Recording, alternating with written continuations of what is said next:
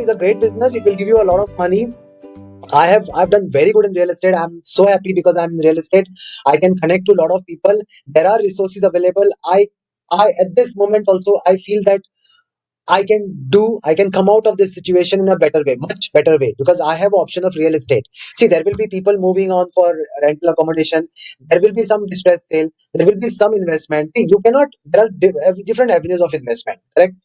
For example, fixed deposit. You know how the banks are functioning nowadays. So keeping a lot of amount into FD and the amount of money equal to a real estate, almost about 40-50 lakhs. Can you afford to keep it in FD? No. Correct now. See, very simple. There is a demand in the market. There is supply. Now, suppose if you have to buy a product which is costing about 50 lakhs, can you do that? But in real estate, you can do. How? Simple. Suppose your salary is 50,000 a month. Can you invest 50 lakhs? Can you keep 50 lakhs in the FD or any other investment like mutual funds or PF? No. But in real estate, you can buy real estate. Suppose you buy a 50 lakh apartment, okay, and now you're paying it in installments. You're paying about 35,000 as an installment. So you are already created an asset which is 50 lakhs, and you are paying every month. So you can afford. Now, suppose if I tell you today that can you buy a car? Can you buy a car of 40 lakhs? And even if you can, suppose your salary is 50,000 or 60,000, your installment for the car would be, let's say, 35,000. But will you buy that car of 30-40 lakhs? You wouldn't, right? Because the car will straight away depreciate. The price of this car becomes 50% straight away, it comes out of the showroom. But if I tell you for a middle class and lower middle class or any category of people, wherein the salary is, let's say, 60-70,000, and if I say, can you afford to buy a house of 40 lakhs? They can, because they can pay an installment of 30-35,000 out of that 60,000 and remaining their savings and their other expenses. Correct? But they will not go for a car. Who will go for a car? Someone who is earning about maybe 5 lakh rupees or 10 lakh rupees a month. They can afford to go for a car which is of 40 lakhs. But someone earning 60-70,000, they can afford to buy a house of 40-50 lakhs. I have seen that one client, one person who was earning about 35,000, he wanted to go for a flat which was 30 lakhs. He had 5 lakhs and he was ready to pay 25,000 as EMI. Imagine 25,000 as EMI every month he was ready to pay. Why? Because he knows that if he waits now, it will only going to go up. For example, consider one simple thing. Suppose your salary is 60,000 and your installment right now for a 40 lakh apartment is 30,000. Okay? So what is the balance you have? 20,000 is balance with you. From 60, 40 goes, 30 goes as a EMI and 30,000 is balance with you. Now, suppose you wait for another 2 years. What is going to be your salary? Your 60,000 may become, let's say, 70,000. Considering today's scenario or any scenario, 10% increment, 75,000 or 80,000, let's say. Now this 40 lakh apartment will become 50 lakhs, let's say, after 2 years, or 45 lakhs or 47 lakhs. You know how much EMI you will have to pay then? Maybe 50,000. It is going to be very high. So if you buy it today, see, the real estate increase from 40 lakhs to 50 lakhs is straight away 20% hike. But your salary, even if it increases by 10 to 15%, it doesn't reach to that point when you can pay a good EMI.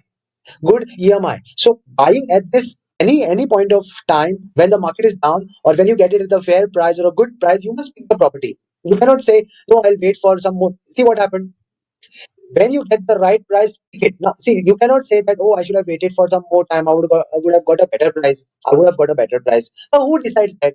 Even in stock market also, when people at a market which is growing and it is at a bull, people invest, right? People trust the market and they start investing. They start investing in the market going up. Now, when the market comes down, straight away liquidity starts in the stock market.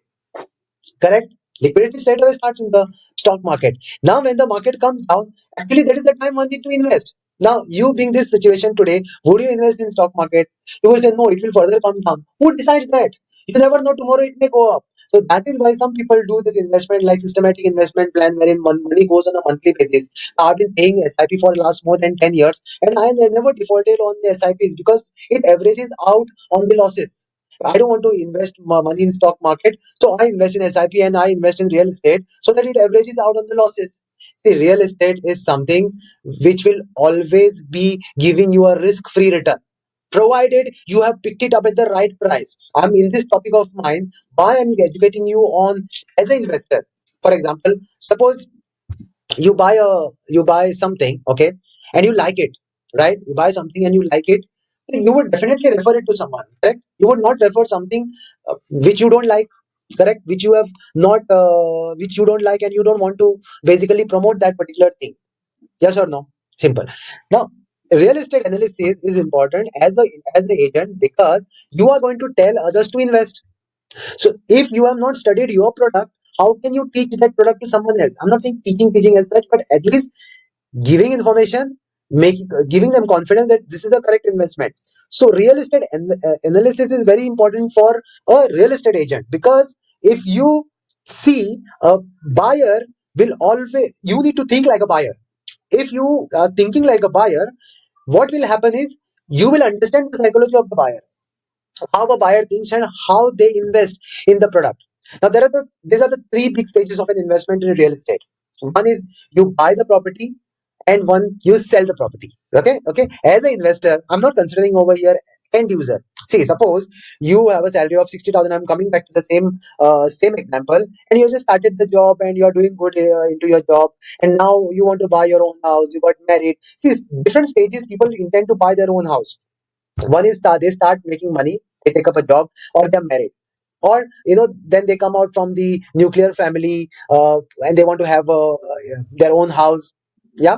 So joint family to your own house, that is also one kind of excuse for buying a property. So imagine why people will not buy. So don't worry, real estate market will be always there. It depends on what you are doing at that time. See, the real estate investment I'm considering right now, not at the end user, because end user normally doesn't look at the price. They are not so much price savvy. They are only bothered about how much money they have, how much installment they can pay, whether they'll get loan, and whether it is a good house. That is what they think. They don't think beyond this point. Okay. Now, buying and selling, there is one more stage in between, which is actually is a very important thing. Today, if you go and ask any person who has an apartment and it is lying idle, today if you ask him, if he has bought this property 10 years back, 10 years there is a acquisition, there is a holding cost to it. Suppose he had never given this apartment on rent, suppose he has not maintained the house, after 10 years probably he may not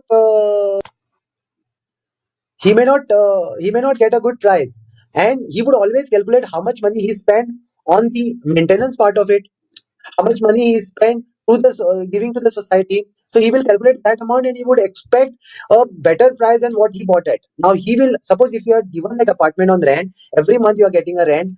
From that rent only you are adjusting the maintenance cost and to the society, and still you are in profit, which takes care of your interest if you have taken the home loan. So it all depends on this middle part, which is between buying and selling, right? Now coming back to buying part of it. Now, when you decide to buy, there are various parameters involved. Okay. One is, suppose you're buying as an end user. I told you, if you are buying to stay, you are going to use it, so you are going to use it, you are going to pay for it, you are the decision maker, you are the influencer, or your family is the influencer, and you are only going to see the property. So it is the person who sees the property, views the property, influences the sale, and makes payment and stays there. So all is done by one person or the family. Real estate is a product for an investor. Probably the family will not come because he's looking at it as an investment, not as an end use. So only the real estate investor will not take his family decisions into account. Or if it is a Hindu and a divided family, or it is a larger family, they take each other's suggestion and then they invest. Other than that, they are investing on their own. So when you're buying, I'm considering in the buyer's perspective and as an investor's perspective, profit potential of investment determined. That means I will look at the apartment, I will see the market price around, and I will see how much profit I can make once I pick this property, whether it is a resale or whether it is a new apartment which is under construction or it is ready and to be handed over by the builder soon. Now I will look at the profit potential of this particular investment. Okay. If now beware. If you overpay at this part, you cannot maximize your profit. See, as an investor, I have seen so many times when I was offered one property for 1 crore, I have given even an offer of 60 lakhs for that property. Though he was quoting 1 crore, I gave an offer of 60 lakhs. Why? Because I knew that the property price, the fair market price of that property is around 75 lakhs.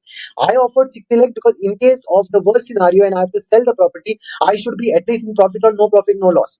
But if you are overpaying at this part, you cannot maximize your profit. You cannot maximize your profit. So while buying a property, you need to see what price you're buying at. So if you're not buying at the correct price or the lower than the market price or at least at the market price, depending upon what kind of investor you are, whether it's a short-term investor or a mid-term investor or a long-term investor. Normally for plot investment, people look at a long-term investment. For built-up investment, it is also a long-term investment considering the rental part of it, because built-up properties like apartments and plots gives you rental income. So there is a recurring income involved. But when it comes to plots, you don't have a recurring income. So it is for a longer term. Or what they do with plot also, I'll tell you. How to, this I'm talking about this part now. See, buy, sell, and do work. Correct?